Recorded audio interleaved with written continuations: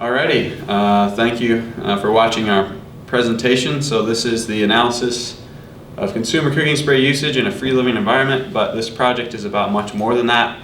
The project itself, between myself and Monroe, guided by Dr. Montoy, it's all about supporting a citizen's petition to the FDA.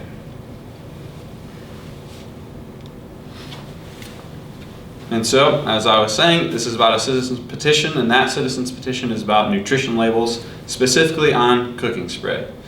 And so, the purpose of a nutrition label, according to the FDA, is to represent true consumer use of a food item and also to help users of that food or item to make healthy and health-conscious decisions. And so that's what we're concerned about in terms of cooking spray. The most important part that we're focused on is that accurate data from the consumers that is represented in the nutrition label. And so that's what this project is all about, to try to see if the nutrition label on cooking spray does represent that. And so Joe has just talked about the importance of nutrition labels in helping people make healthy food decisions and guiding their healthy lifestyle choices. We really need to understand, in terms of the impact of nutrition labels, about how labels are created and labeling practices. And so when we look at the FDA practice of creating labels, it's based off of RACC, so reference amounts customarily consumed. So these amounts that the FDA comes up that helps dictate serving size and several other factors. So this RACC is based on several different aspects. So it's based on survey data from the national level on how people use the product. It's based on the dietary guidance from organizations like the American Heart Association, recommendations from the public, recommendations and comments from manufacturers, and actually how other countries label these types of similar products. And really the importance of these RACC is because they dictate almost all aspects of the nutrition label. Not only do they determine the serving size that's shown on the label, but the RACC also guides the nutrient claims and nutrition claims that are made about a product. So whether a product can be labeled as fat-free or calorie-free or low-fat. So it really plays an important role in the marketing of a product. And since 2016, the FDA has made some big pushes to actually reevaluate some of these RACCs based on more recent consumer data. And however the FDA has reevaluated some of these projects, the RACC for cooking spray has been one of the ones that has not been evaluated. This is a shining example of actually how the RACC system actually can fall apart in some cases. Yeah, and as Monroe was saying, all of these inclusion criteria for things that influence the RACC, we're going to use some of those things to try to create our own petition to then influence a potential change. And so when we look at an actual example of a cooking spray nutrition label, there are several things that are very evident. First thing that you can notice is that it zeros all across the board. Our average cooking spray has 0 calories, 0 grams of fat. And the reason behind this is because the federal RACC is 1/4 of a gram, as you can see in the label. So 1/4 of a second is the serving size for cooking spray. And really the problem with this is it's a drastically underestimated RACC. And like I said before, since this RACC is the basis of the nutrition claims, you can see on the label that this cooking spray, which is basically a can of aerosolized fat, is fat-free, is calorie-free. So we have this problem where the nutrition label and the really low RACC is not necessarily representing the true health values and an accurate representation on these nutrition labels. And so when we look at one of those aspects of how we determine the labeling process, we can look at different countries. And as we look across the board here, we can see that the United States is the lowest RACC, or the lowest serving size for cooking spray basically in the world, at 1/4 of a gram. You know, the second lowest country is double that amount. Most countries are quadruple that amount at least 1 gram or 1 second as a serving size. And so when we look at these factors that go into the labeling process, we see that, you know, although the evidence is there and the factors that contribute to the nutrition label, it's really not represented in an accurate RACC in the United States for cooking spray. And to kind of address this concern that we had, we decided to conduct a survey. So we surveyed over 1,000 participants, and we asked them about how the average consumer uses cooking spray, how they use cooking spray, and then also asked about the perceptions of cooking spray and the labeling process. And what we found was in 1,000 people from age 18 to 100 years old was that the average usage of cooking spray on just a regular sized pan in a normal consumer life was about 1.9 seconds, drastically greater than the quarter of a second that the FDA recommends as the serving size. So people are using it way more than the serving size that is currently on the label. And people use it quite frequently. It's a very common product. So when we ask consumers about the perception of the label and the serving size, the vast majority, over 40% of the participants in the survey said that it was too small. So consumers are already aware that the serving size is too small and that it needs to be increased. And this is a continual problem for cooking spray. And so we can see when we look at the data, that very small little sliver of the FDA RACC or serving size recommendation of a quarter a second compared to the drastically higher actual usage by people, about 1.9 seconds, and that's pretty similar across age, across gender, across several different demographic categories. So drastically different than the RACC of what we've observed of how actually people use the product. And really the biggest thing that concerned us, and not only this, the error in the serving size, but how people view the impact of the nutritional claims that is based on these serving sizes in the RACC. And the majority of consumers said they were more likely to use a cooking spray product because it said it was calorie and fat free.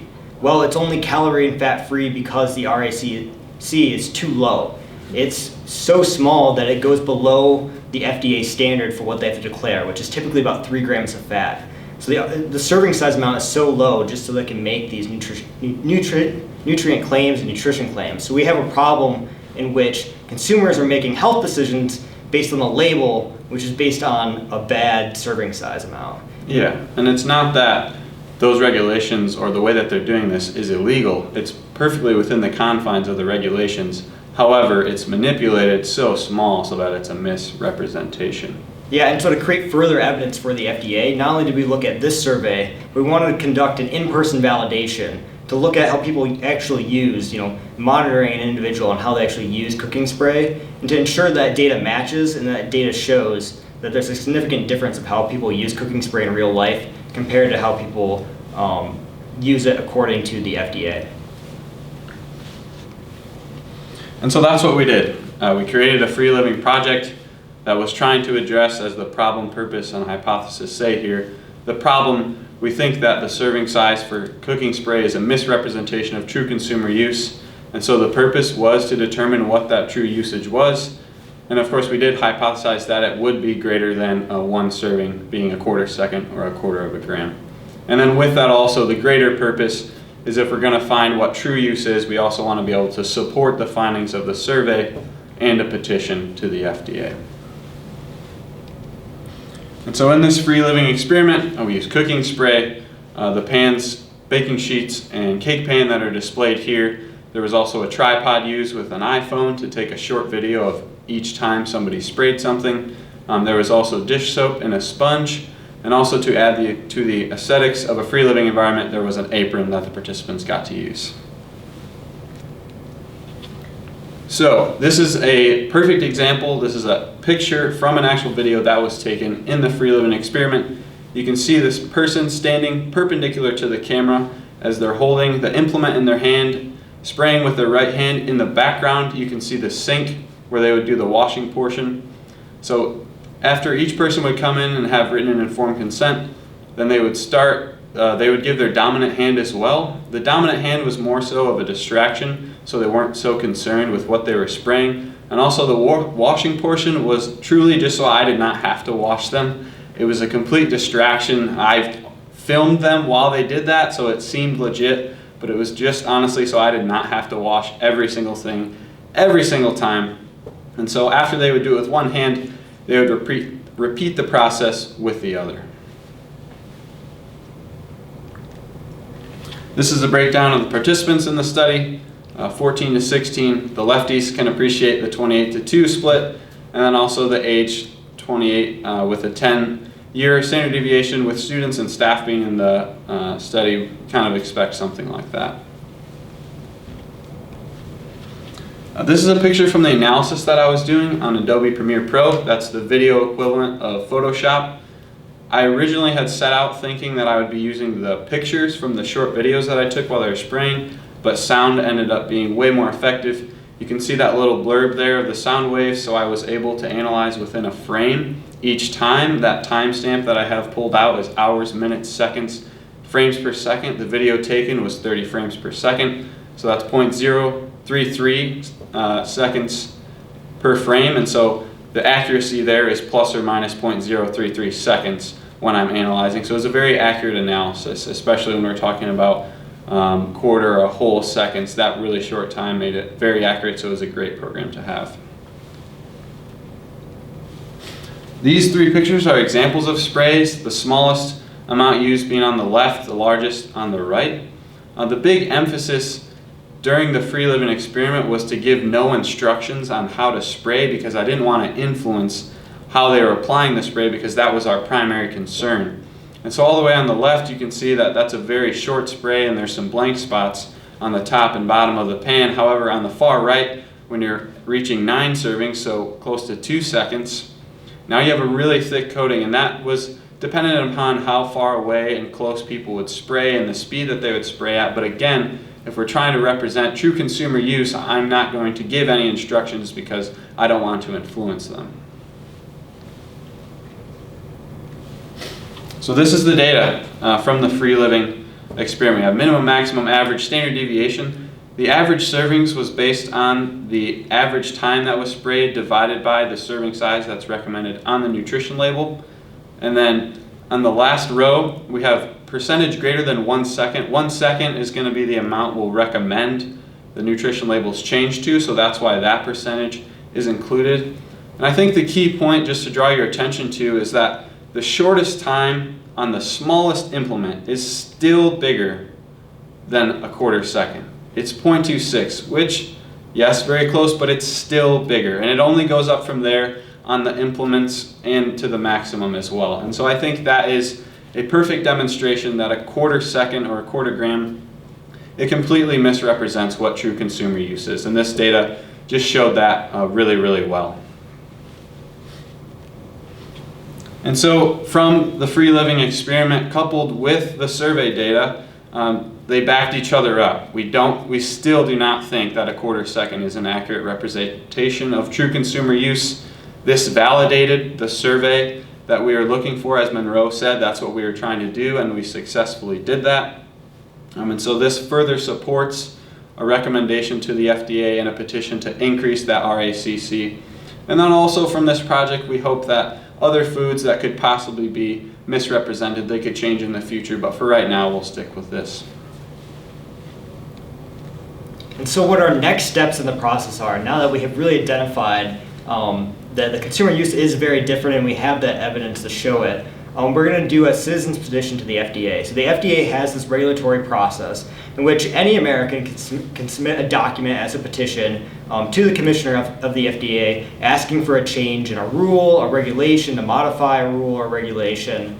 And so what we're going to do is submit a petition with this evidence to ask the FDA to do 2 options, either of these options, to either 1, change the RACC or the serving size amount for cooking spray category products. So changing it from that quarter of a second, quarter of a gram, to 1 second. So we saw this as a good in-between the current FDA standard of that quarter of a second and what we saw on both studies of an average of about 2 seconds that the average consumer uses. So picking that middle ground and increasing that serving size, increasing that RACC to about 1 second. Additionally, we would ask that the FDA consider adding a column to the nutrition label if they choose not to increase the RACC. So a lot of products have a dual nutrition label, dual category nutrition labels on their products. So this helps identify 2 different serving sizes. So one might be the whole product, one might be a serving.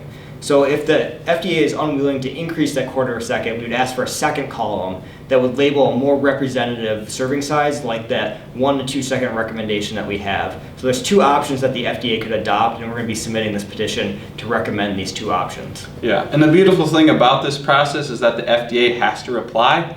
That's within 180 days, so it might be slow, but nonetheless, they have to say at least something. They could deny us outright, they could dismiss it if it was no longer relevant because it was something that was already in the works. They could give reasons for delay or possible ultimate decisions that they plan, or they could potentially accept part of or all the changes that we recommend in this petition. And so what we really want to emphasize is this aspect that the research has shown that the consumer usage of this product, the consumer usage of cooking sprays, is very different from what the FDA standard is and how it's labeled. And that has serious implications. The labeling process is supposed to be a way for consumers to make health-informed decisions about their daily lives and to be able to trust that label. So when the label doesn't necessarily represent how people actually use it and can lead to the misrepresentation of the product and nutrition claims, it's a serious problem. And so not only in this product of making change, but also emphasizing that our regulations and our food nutrition policy is evidence-based going into the future.